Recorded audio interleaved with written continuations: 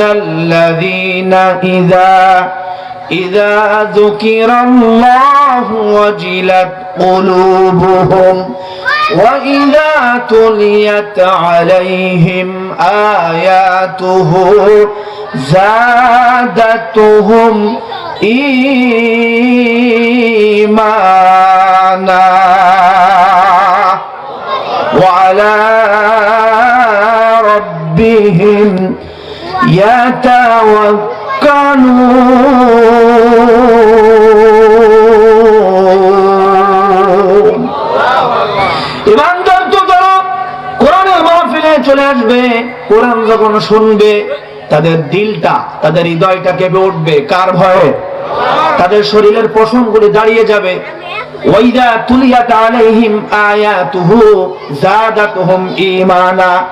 কোরআনের বাণী, কোরআনের আয়াত যত শুনবে আল্লাহ রব্বুল আলামিন তাদের ঈমানও বাড়াতে থাকবে। ঈমান বাড়তে বাড়তে এমন পর্যায়ে চলে যাবে ওই কোরআনওয়ালারা কোরআনের মাহফিল থেকে সারা সিদ্ধান্ত নিবে, কোরআন শুনলাম, আজ থেকে কোরআন মানবো, কোরআন পড়বো, কোরআন বুঝবো, কোরআনের আন্দোলন করব, কোরআনের সমাজ কায়েমের জন্য প্রচেষ্টা করব, সংগ্রাম করব। যদি জীবন চলে যায় যাক, পরিবার যদি ছাড়া লাগে ছাড়বো, তবুও জালিমদের সামনে মাথা নত করা যাবে না। কথা বলেন ঠিক না রে? ঠিক। আপনারা দেখেছেন কোরআনের পাখি বিশ্ব নন্দিত মুফাসসির 50টা দেশের বেশিও কোরআনের তাফসীর করেছেন। বাংলাদেশে এমন কোন জেলা নাই, বাংলাদেশে এমন কোন মুসলমান নাই তার কোরআনের তাফসীর শুনলে নিজের অজান্তে ভবিষ্যৎবাণী যা করে বলে গিয়েছেন সবটা অক্ষরে অক্ষরে খেটে গিয়েছে। কথা বলেন ঠিক না বেটি? কোরআনের পাখি বিশ্ব নন্দিত মুফাসসির আল্লামা দেলোয়ার হোসেন সাঈদী হাফিজাহুল্লাহ রহিমাহুল্লাহ। কথা বলেন ঠিক না বেটি? তিনি বলেছিলেন, জালিম স্বৈরাচার আওয়ামী সরকারকে উদ্দেশ্য করে বলেছিলেন যে আপনারা ভারতের যুক্তি শুনে এই দেশের আলেমদের গায়ে আপনারা হাত দেন, আলেমদেরকে জেলে ঢোকান, মুসলমানদেরকে নির্যাতন চালান, কিন্তু মনে রাখবেন সময় এমন একটা দিন আসবে আলেমদেরকে জেলে ঢোকাতে ঢোকাতে, নির্যাতন চালাতে চালাতে এই দেশের শিক্ষিত জনপদ ছাত্র বন্ধুগণ যেদিন বুঝতে পারবে এই স্বৈরাচার জালিমদের বিরুদ্ধে আমাদেরকে দাঁড়াতে হবে, ময়দানে নামতে হবে, কথা বলতে হবে। সমস্ত মানুষ দুই একজন বিনিময় জীবন দিবে, আবু সাঈদ সহ তাদের নেতৃত্বে জনগণ সবাই ময়দানে নামে আসবে, সবাই মিলেমিশে একটা ঝাঁকুনি দেবে, যেই ঝাঁক্কা খেয়ে তোমরা মামাবাড়ি দিল্লি গিয়ে পড়বা। কথা বলেন ঠিক না বেটি? তার কথা খেটে গিয়েছে। আলহামদুলিল্লাহ। তো সেই এই কোরআন, তিনি যখন কোরআনের বয়ান করতেন দলমত নির্বিশেষে সবাই কোরআন শুনতে আসতেন, ঠিক কিনা? এই তাফসীরুল কোরআন মাহফিলের রূপকার হচ্ছেন তিনি বাংলাদেশে। আলহামদুলিল্লাহ বলেন। অথচ সেই লোকটাকে এই জালিম স্বৈরাচার একদিন দুই দিন নয় 13টা বছর জেলখানে আটকিয়েছে। শেষ পর্যন্ত সুস্থ মানুষ, হাসি খুশি মানুষ, তাকেও কাশিমপুর কারাগার থেকে ঢাকায় এনে রাতের বেলায় ইনজেকশন দিয়ে পুশ করে বিষ ঢুকিয়ে তাকেও মৃত্যুর কোলে ফেলে দিয়ে আল্লামা সাঈদী হুজুরকেও শহীদ করেছে। কথা বলেন ঠিক কিনা? দুঃখের কথা আপনাদেরকে একটু বলি, তার জানাজা পর্যন্ত ঢাকায় হতে দেয় নাই। কোথায় জানাজা হবে বাংলাদেশের মুসলমানেরা তাকিয়েছিল, সাথে সাথে আমিও তাকিয়েছিলাম। পরের দিন চলে গেলাম পিরিজপুর জানাজা নামাজের জন্য।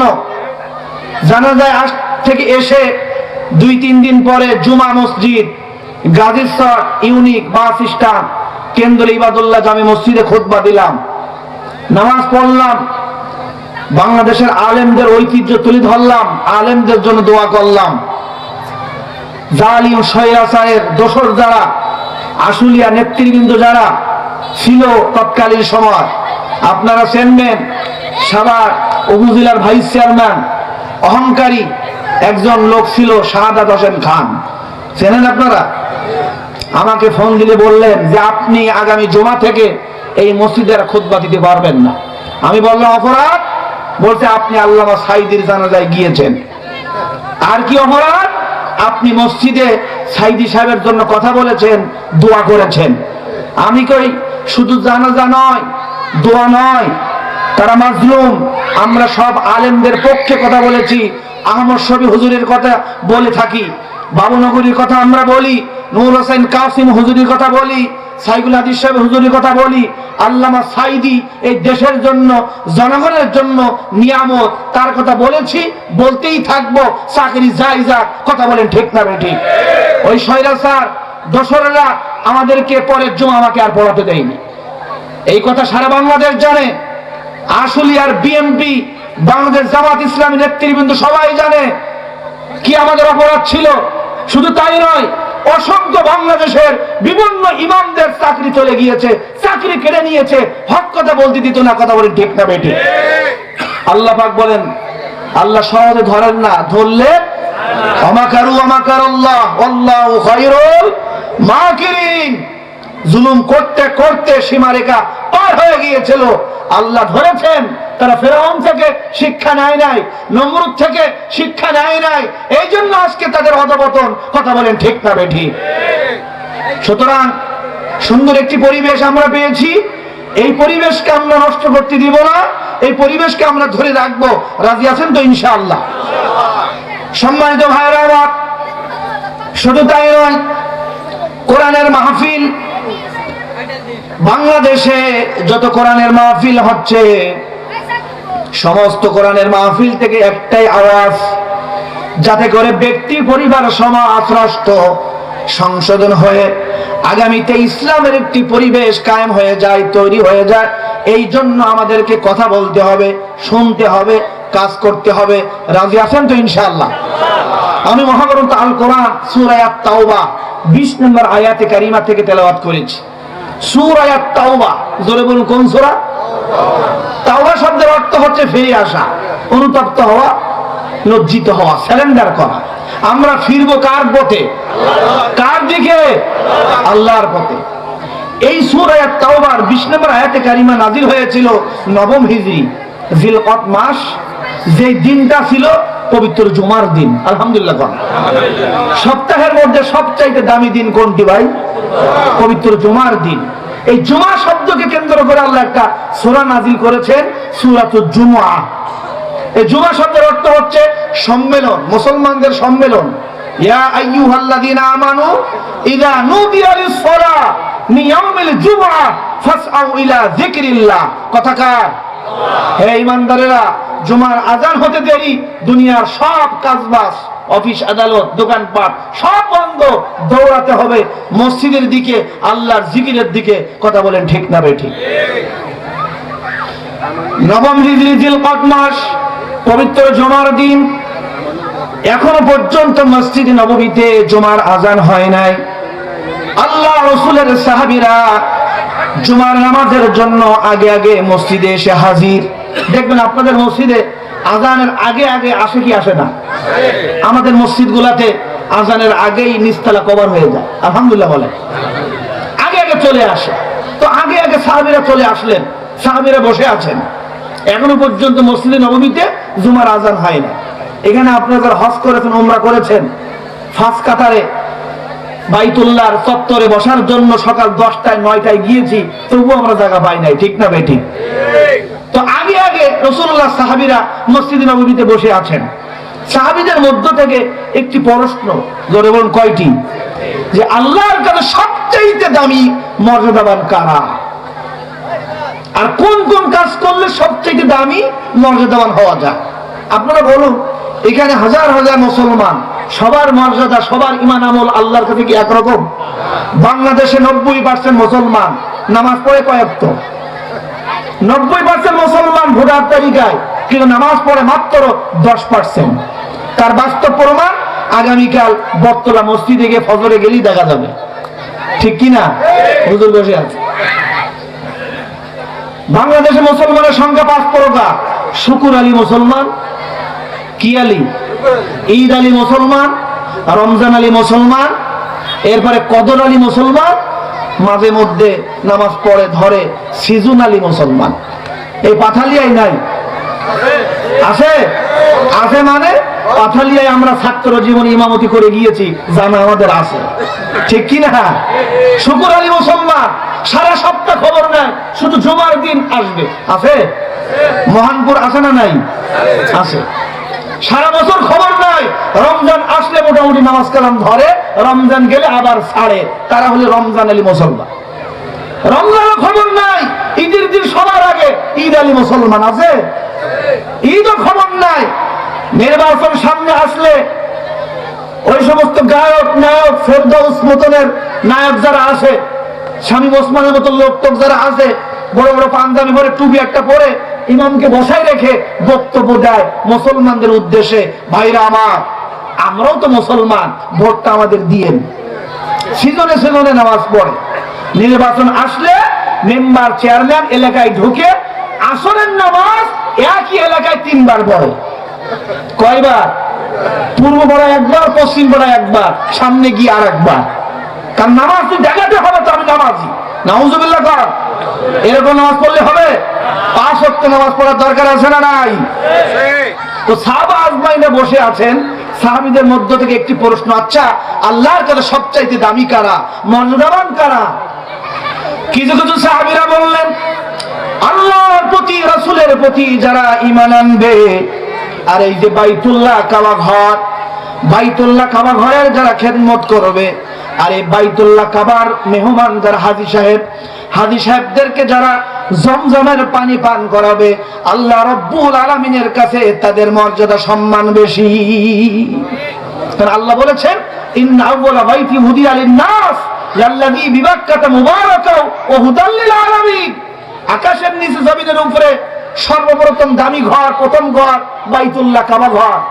সমস্ত রহমত বরকত এর ছাদের উপরে নাজিল হয়, ওখান থেকে সারা পৃথিবী ছড়িয়ে যায়, শাখা প্রশাখায়, ডালপালায়, আপনাদের মহানপুরেও আসে। আলহামদুলিল্লাহ। মক্কা শরীফের নাম কোরআনে এসেছে 5 বার। কয়বার? আমরা তো জানি শুধু মক্কা শরীফ, কিন্তু আল্লাহ মক্কাকে 5 নামে ডেকেছেন। জোরে বলুন, কয় নামে? মক্কা, বাক্কা, করিয়া, বালাদ, উম্মাল কোরা। আলহামদুলিল্লাহ। সেই ওয়াজ আজকে আর করবো না, অন্যদিন। তো সাহাবীরা বলেন ঈমান আনবে, আর এই বাইতুল্লাহর খেদমত তৎকালীন কাফের মুশরিক আবু জাহেল তারাও করত। এই বাইতুল্লাহর খেদমত করবে, জমজমের পানি পান করাবে, আল্লাহর কাছে তাদের মর্যাদা সবথেকে বেশি। কিন্তু কিছু সাহাবী আসেন, দ্বীনের জ্ঞান তাদের একটু বেশি, তারা বললেন না না না, এতটুকু কাজ করেই সবচাইতে আল্লাহর কাছে দামি হওয়া যাবে না।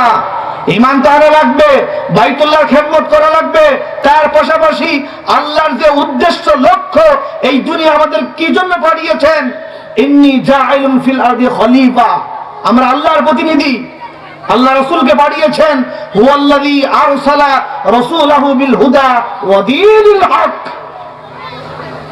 আমাদের যে উদ্দেশ্য লক্ষ্য নিয়ে আল্লাহ দুনিয়ায় পাঠিয়েছেন, সেটা কি? কোরআনের প্রসার, কোরআন প্রতিষ্ঠার আন্দোলন যারা করবে, দিন প্রতিষ্ঠা করতে গিয়ে যাদের যত বেশি অবদান, রক্ত, কোরবানি, স্যাক্রিফাইস, জেল জরিমানা, ফাঁসি, হামলা, মামলা, ব্যবসা বন্ধ, বাড়িঘর জ্বালিয়ে দেয়, এইরকম কার্যকলাপ জালিম স্বৈরাচার করে নাই? কথা বলেন, করে নাই? করেছে। তাদের মর্যাদা আল্লাহর কাছে শহীদদের মর্যাদা সবচাইতে বেশি। সাহাবীদের মধ্যে 2টা গ্রুপ হয়ে গেল। কিছু কিছু বললেন বাইতুল্লাহর খেদমত, কিছু কিছু সাহাবীরা বললেন না, খেদমতের পাশাপাশি একটা হলো দ্বীনি খেদমত, আর একটা হলো একামতের খেদমত। এই একামতের দিন প্রতিষ্ঠার আন্দোলনে যাদের খেদমত বেশি, আল্লাহর কাছে তাদের মর্যাদাও তত বেশি। আলহামদুলিল্লাহ। কিছুক্ষণের মধ্যে হযরত ওমর রাদিয়াল্লাহু তাআলা আনহু মসজিদের মধ্যে প্রবেশ করলেন, সাহাবীদেরকে বললেন, ও আল্লাহ রাসূলের সাহাবীরা, নিজেদের মধ্যে মতপার্থক্য করার কোনো প্রয়োজন নাই। কিছুক্ষণের মধ্যেই জুমার আজান হবে, আল্লাহর নবী আসবেন, খুতবা দিবেন, নামাজ পড়াবেন, আমরা নবীজির কাছে প্রশ্ন করব, তিনি আমাদের জবাব দিয়ে দিবে। মসজিদ নববীতে আজান হয়ে গেল। আল্লাহু আকবার, আল্লাহু আকবার। আজান হয়ে যাওয়ার পর নবীজি আসলেন, খুতবা দিলেন, নামাজ পড়ালেন। হযরত ওমর তিনি হাত করে বললেন, ইয়া রাসূলুল্লাহ, ইয়া হাবিবাল্লাহ, আপনি আপনার সাহাবীদের পক্ষ থেকে একটি প্রশ্নের উত্তর আপনি দিন। কি সেই প্রশ্ন? আপনার সাহাবীদের ভিতরে সবচাইতে মর্যাদাবান কারা, আর কোন কোন কাজ করলে সবচাইতে মর্যাদাবান দামি হওয়া যায়? কিয়ামত পর্যন্ত বাংলাদেশে আপনার যত উম্মত আসবে তাদেরকেও আপনি জানিয়ে দিন।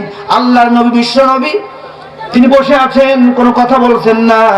দেখে আল্লাহর পক্ষ থেকে কোনো ওহী মেসেজ আসে কিনা। আলহামদুলিল্লাহ। নবীজি যা কিছু বলেছেন সবটা কার কথা? নিজের মন থেকে কোনো কথা বলেন নাই।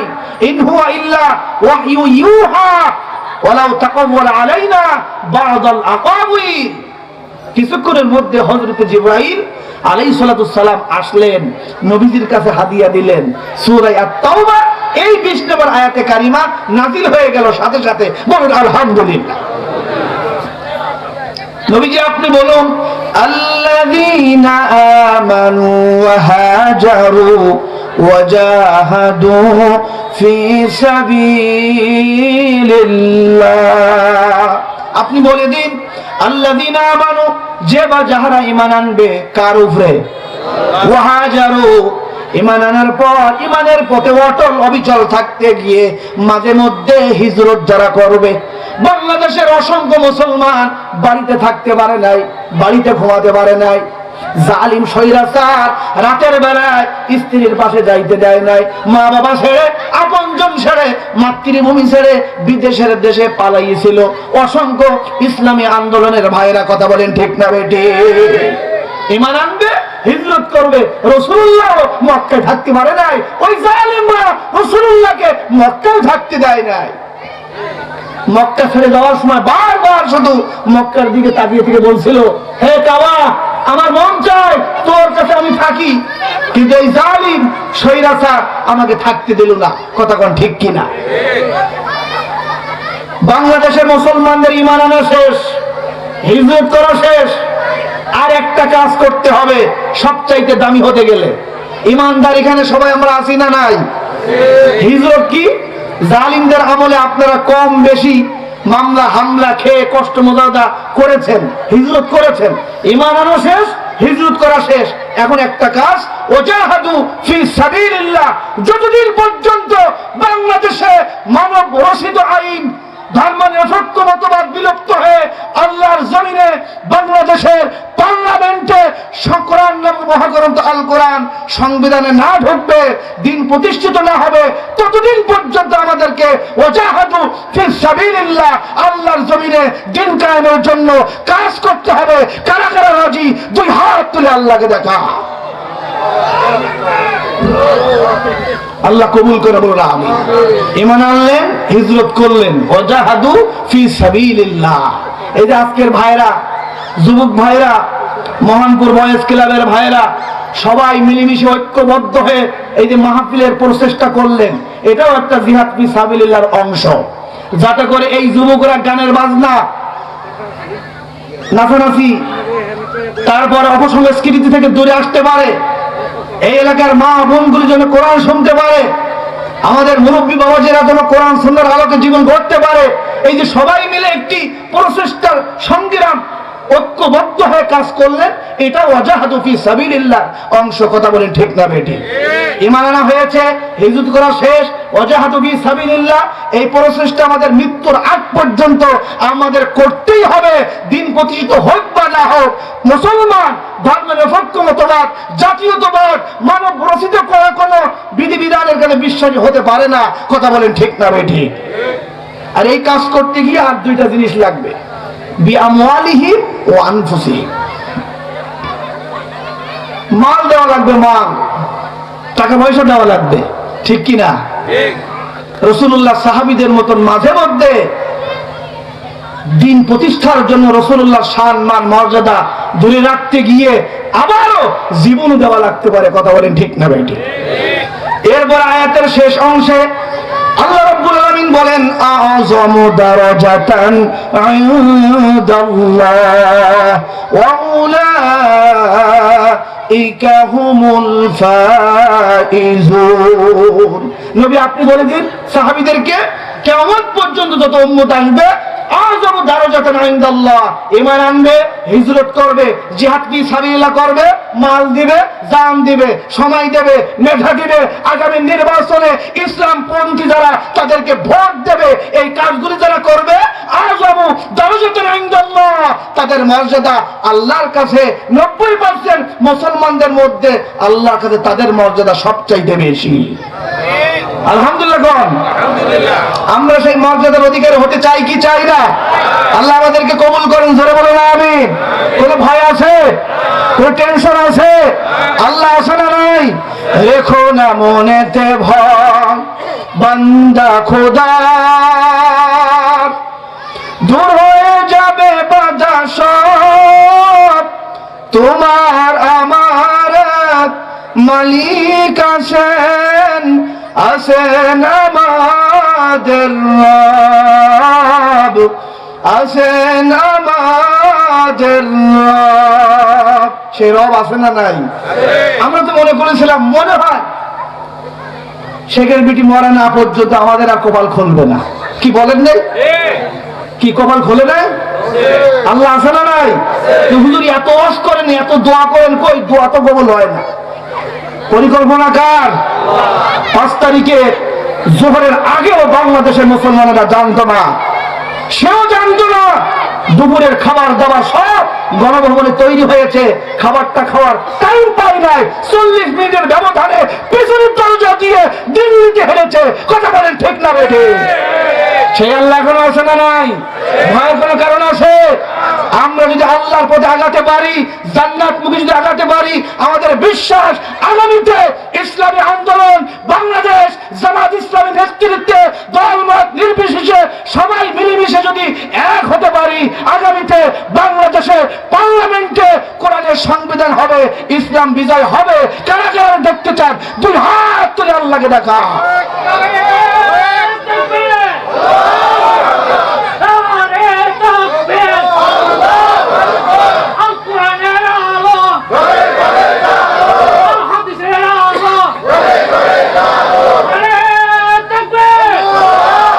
আল্লাহ কবুল করেন, জোরে বলুন আমিন। সম্মানিত উপস্থিতি, সূরাতুল ফুরকান আল্লাহ সুবহানাহু ওয়া তাআলা ইরশাদ করেন, ওয়া ইবাদুর রহমান। আলহামদুলিল্লাহ বল। রহমানের বান্দা তারা, রহমানের বান্দাদের গুণাবলী এখানে অনেকগুলো গুণের কথা আল্লাহ বলেছেন। ইয়ামশুনা আলাল আরদি হাওনা ওয়া ইযা খাতাবাহুমুল জাহিলুনা ক্বালু সালামা। রহমানের বান্দা যারা হবে, পৃথিবীতে হাঁটার সময় তারা বিনয়ের সাথে নরমভাবে তারা হাঁটবে, তাদের মতন অহংকারী নিয়ে হাঁটবে না। কথা বলেন ঠিক না বেটি? বাবারে বাবা, আপনাদের এই এলাকায় তো আমরা থাকতাম, তাদের অহংকারে আমরাও হাঁটতে পারতাম না, ঠিক কি না? ইয়ামশুনা আলাল আরদি হাওনা ওয়া ইযা খাতাবাহুমুল জাহিলুনা ক্বালু সালামা। রহমানের বান্দাদের 1 নম্বর গুণ হবে, তারা যখন হাঁটবে বিনয়ের সাথে হাঁটবে। উদাহরণ এসেছে তাফসিরে, আপনি যদি পাহাড় থেকে নিচে নামতে পারেন, নিচে নামার সময় আপনি কি উপরের দিকে তাকিয়ে নামবেন না নিচের দিক তাকিয়ে তাকিয়ে নামবেন? কোন মুসলমানের সন্তান ইমানদার রহমানের বান্দা বুক ফুলিয়ে জামার বোতাম খুলে চেন খুলে অহংকারের সাথে জমিনে চলাফেরা করতে পারে না। কথা বলেন ঠিক না বেঠিক? জাহিলুনা ক্বালু সালামা। জাহেল যারা, মূর্খ যারা, তারা যদি ঝগড়া করতে আসে, তর্কে আসে, রহমানের বান্দারা ঝগড়ায় যাবে না, তর্কে যাবে না, তারা হিকমতের সাথে তাদেরকে বলে দেবে ক্বালু সালামা। তোমার মতন আমিও ঝগড়া করতে পারি, কিন্তু আমি ঝগড়া করব না, আমি রহমানের বান্দা হতে চাই। কথা বলেন ঠিক না বেঠি? এই জন্য দেখেন নাই, বাংলাদেশ জামাত ইসলামের আমির জামাত ডক্টর শফিকুর রহমান, তার ভাষা, তার বক্তব্য, তার কথোপকথন গোটা বাংলাদেশের সমস্ত যুব সমাজ, ছাত্র ভাইয়েরা, দলমত নির্বিশেষে সবাই তাকে লাইক করতেছে। কথা বলেন ঠিক না বেঠিক? গত 30 তারিখে আমাদের সাতক্ষীরায় সমাবেশ করেছে লাখ লাখ মানুষ। ইসলামী আন্দোলনের ঘাঁটি, শহীদের রক্তে মাখা জমিন আমার প্রাণের সাতক্ষীরা জেলা। আলহামদুলিল্লাহ। ওখান থেকে খুলনা, পিরোজপুর, সারসিনা, সরসিনা, এরপরে সমস্ত সফর করে আজকে আল্লামা মামুনুল হক সাহেব অসুস্থ, হাসপাতালে তিনি চলে গিয়েছে। আলহামদুলিল্লাহ, যেখানে সেখানে তিনি চলে যাচ্ছেন। মানবতার বন্ধু তো তারা ইসলামের কল্যাণে, দেশের কল্যাণে, শহীদদের জন্য যা কিছু করেছেন, এই দেশের কোন ক্ষমতাশীল এই 15 বছরে তা করে দেখাতে পারে নাই। কথা বলেন ঠিক না বেঠিক? তারা এই দেশের টাকা নিয়ে, জনগণের পকেট থেকে নিয়ে তারা কানাডায় বেগমপাড়া বানিয়েছে। কিছু ইসলামী আন্দোলনের নেতৃবৃন্দ এই দেশে জেল খেটেছে, এই দেশে ফাঁসিতে ঝুলেছে, এই দেশেই শহীদ হবে। তবুও বাবুদের দেশে বেগমপাড়ায় তারা যাবে না। এই দেশের কল্যাণে, মানবতার কল্যাণে কাজ করব। রাজি আছেন তো ইনশাআল্লাহ? আল্লাহ কবুল করেন, জোরে বলেন আমিন। তাহলে যারা হাঁটবে বিনয়ের সাথে হাঁটবে, নরমভাবে হাঁটবে, ভদ্রতার সাথে। আর জাহিলুনা ক্বালু সালামা, জাহিলদের সাথে তর্কে যাবে না, মিসকে হাসি দিয়ে সালাম দিয়ে ফিরে আসবে। আলহামদুলিল্লাহ।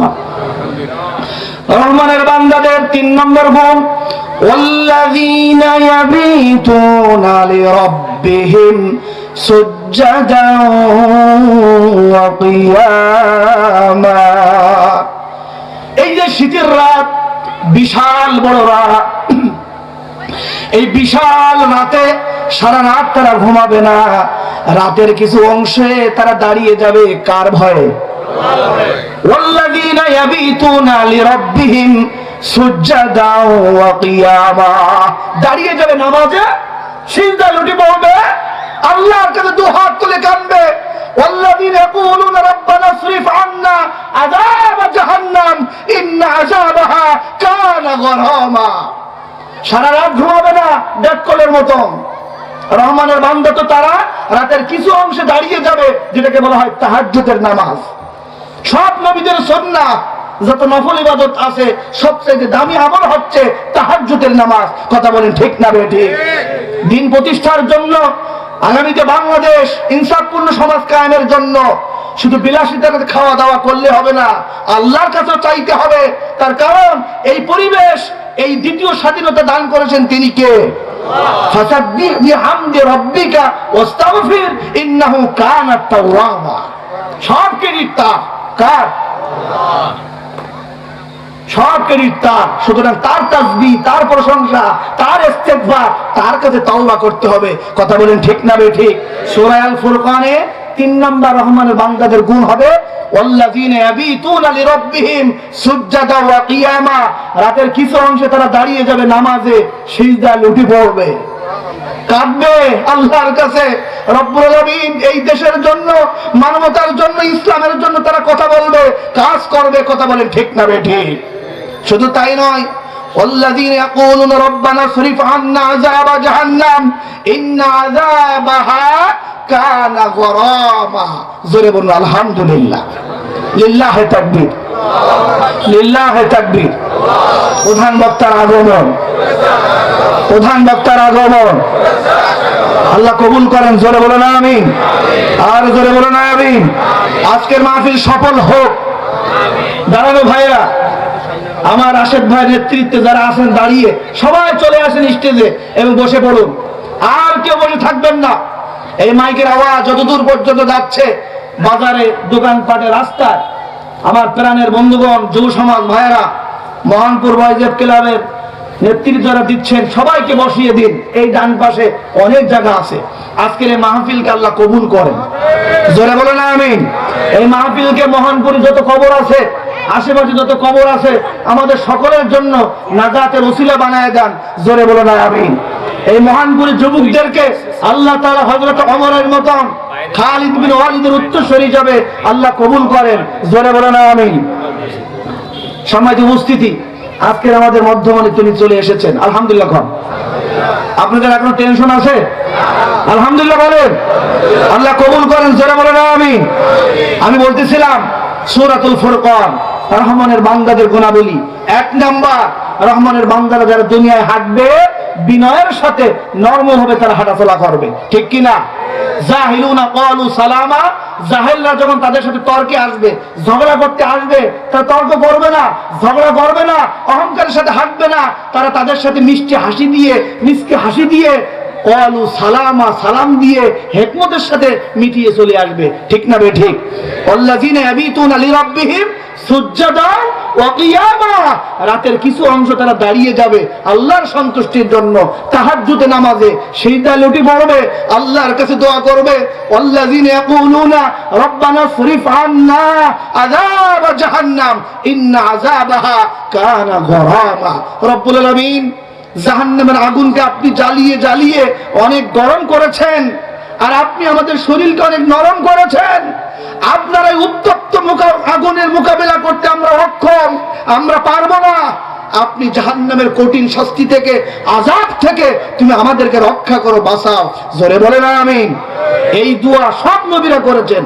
হযরত আদম নবী তিনিও দোয়া করেছেন। বলুন, রব্বানা যালামনা আনফুসানা ওয়া ইন লাম তাগফির লানা ওয়া তারহামনা লানাকুনান্না মিনাল খাসিরিন।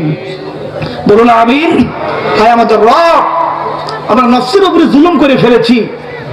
রব্বানা যালামনা আনফুসানা ওয়া তারহামনা লানাকুনান্না মিনাল খাসিরিন।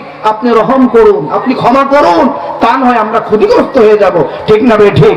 নবীজি তিনিও দোয়া করতেন সারা জীবনের সমস্ত বড় দোয়ার মধ্যে তার স্পেশাল এই দোয়া, রব্বানা আতিনা ফিদ দুনিয়া হাসানা ওয়া ফিল আখিরাতি হাসানা ওয়া কিনা আযাবান না। রব্বুল আলামিন, আপনি আমাদের দুনিয়ার সুখ, শান্তি, বিজয়, সমৃদ্ধি দান করুন, জাহান্নামের কঠিন আযাব থেকে আপনি আমাদেরকে হেফাজত করুন।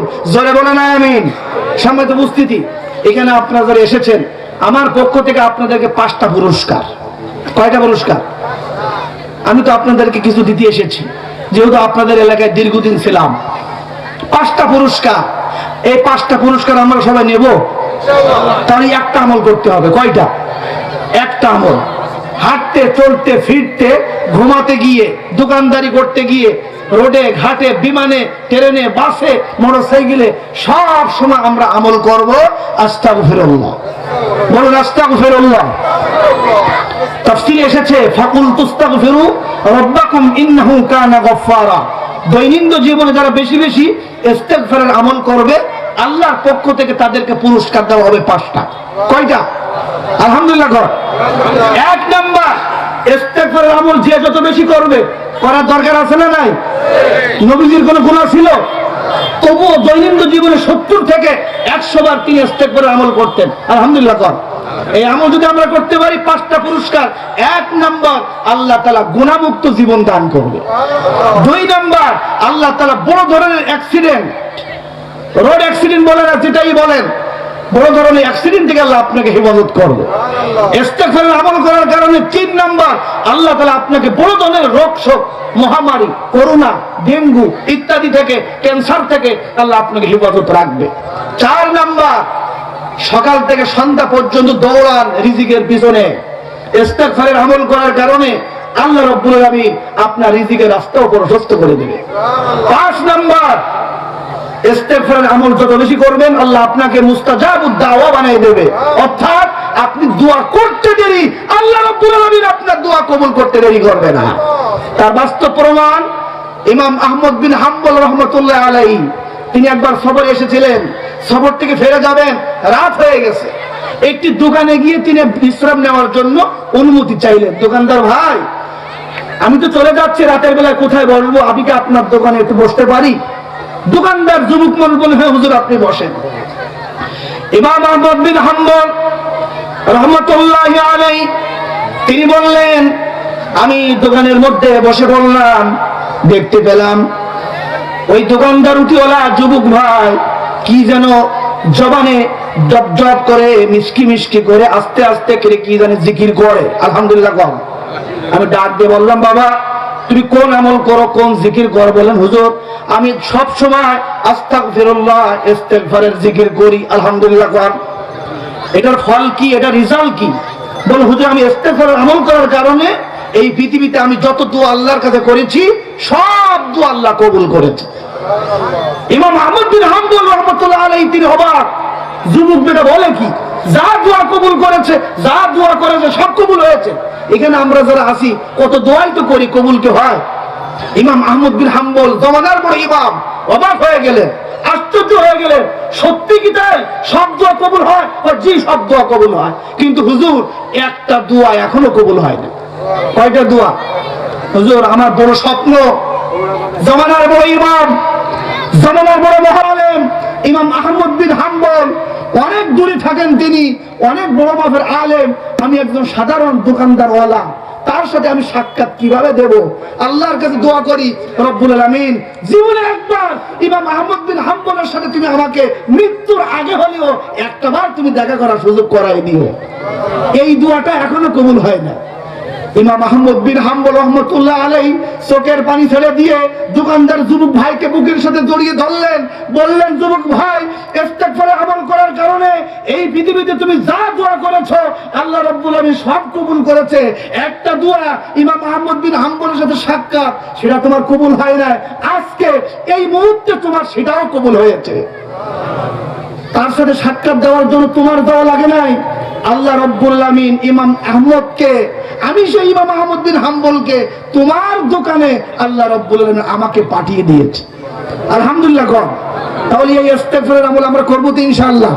এখানে যারা আমরা আছি সবাই আমরা গুনাহগার, কম বেশি। লা তাকনাতু মির রাহমাতিল্লাহ, আল্লাহর রহমত থেকে আমরা কেউ নিরাশ হব না। সত্য একটা, ইয়া আইয়ুহাল্লাযীনা আমানু তুবু ইলাল্লাহি তাওবাতান নাসুহা, খাঁটি তওবা করতে হবে। আজকের এই মাহফিল থেকে প্রধান বক্তার আলোচনা শুনে শেষ মোনাজাত করে তওবা করে ফিরে যাব, আর কোনোদিন নামাজ ছাড়বো না, পিতামাতার খেদমত করব, সমাজ উন্নয়নের কাজ করব, ইসলামের পক্ষে, ইসলামী আন্দোলনের পক্ষে কাজ করব। রাজি আছেন তো ইনশাআল্লাহ? পৃথিবী না জানো আমি তো জানি, আমি কি পাপ করেছি হায়। সবাই পৃথিবী না জানো আমি তো জানি, আমি কি পাপ করেছি হায়। আমার পাপের করলে বিচার, আমার পাপের করলে বিচার, বাঁচার আমার নাই উপায়, দয়াময় তুমি মাফ করো আমায়, মাফ করো আমায়। বলুন আমিন। সবার কাছে দোয়া চাই, আপনাদের জন্য দোয়া করি। আসসালামু আলাইকুম ওয়া রাহমাতুল্লাহ।